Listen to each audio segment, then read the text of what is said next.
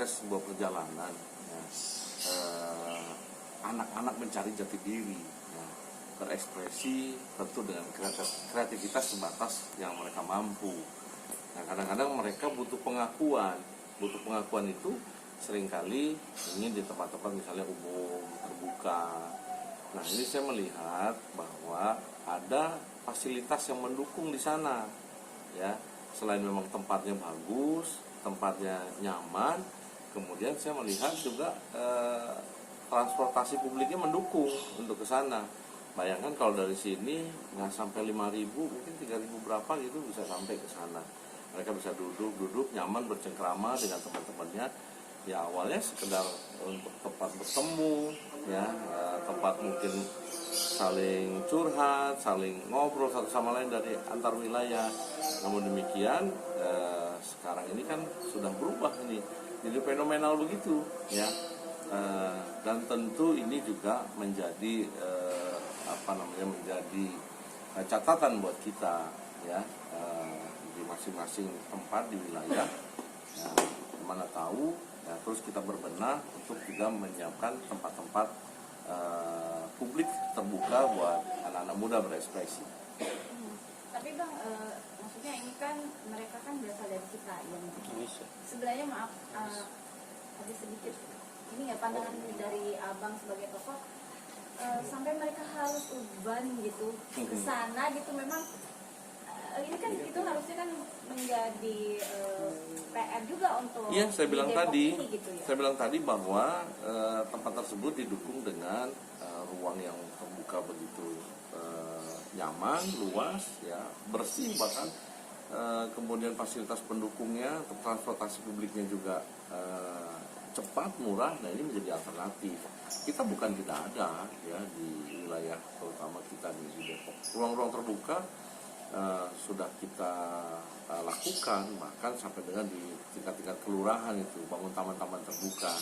Ya, cuman mungkin nanti perlu sosialisasi, ya. Saya pikir hampir di setiap kelurahan kami sudah ada. Bahkan kita juga di Depoknya ada yang namanya alun-alun. Cuma mungkin nanti sarana pendukungnya yang kita pikirkan ke depan. Nah, fenomena ini saya melihat ya sisi baiknya luar biasa.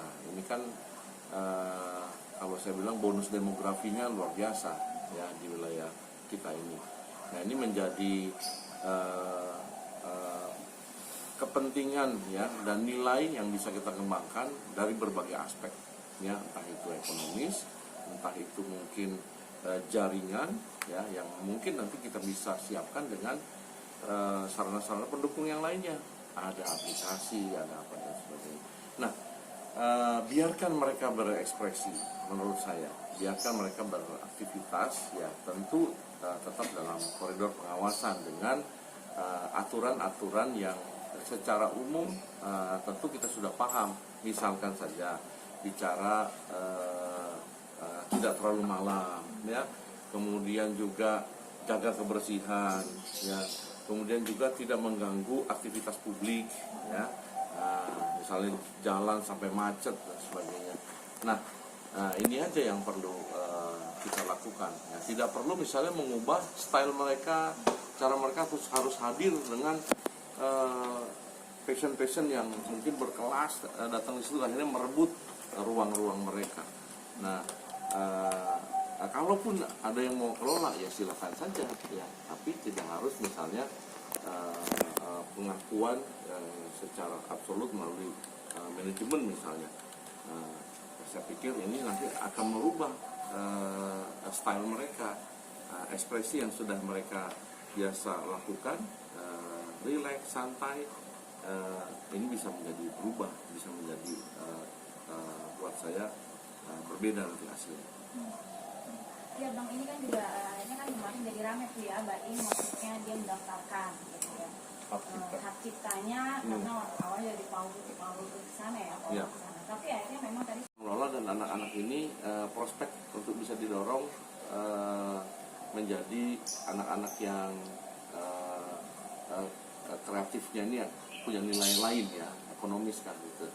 Tapi sisi lainnya jadi natural lagi nanti, ya. Andai kalaupun misalnya ada yang mau diangkat, mau ditarik oleh manajemen mereka untuk menjadi profesional, entah itu di fashion atau yang lainnya, nah itu sih sah-sah saja. Tetapi hak-hak untuk mereka yang selama ini natural, alami, kalau memang wadahnya terus terlalu misalnya kita terlalu ikut campur, nah itu berubah lagi sekali. Yang paling penting adalah pengawasan. Pengawasan itu bukan hanya di lokasi, tapi dari rumah. Ya, dari rumah kita, ya anak saya saja sempat hadir datang pada saat weekend ya. Cuman saya ingatkan, pokoknya jam 8 itu sudah sampai di rumah. Ya, sempat dia cerita, banyak Pak di sana cuma lihat-lihat. Nah, ada yang cuma sekedar lihat-lihat, ada yang sudah pengen tahu ya tempat tersebut. Jadi langkah yang dilakukan oleh ya mungkin investment atau investor ini, saya pikir jangan terlalu berlebihan, yang pada akhirnya ekspresi mereka yang natural ini menjadi hilang. Tapi mungkin melihatnya seperti apa nih, terlepas dari apa namanya? Tidak memang disiapkan secara khusus ini harus ada tempat mandi, ya itu kan mungkin ruang hiburan terbuka yang lainnya yang bisa menjadi. Ini kan ruang-ruang ekspresi yang tiba-tiba muncul dan jadi fenomenal. Nah, kembali saya katakan bahwa kembali ini dari rumah, kita mulai dari rumah. Kalau misalnya mereka datang hadir di waktu-waktu weekend saja, ya panjang dengan jam yang dibatasi, misalnya sampai di rumah jam 9 sudah sampai di rumah, maksimal jam 10 misalnya. Ya, itu pengawasannya sudah mulai dari rumah, ya.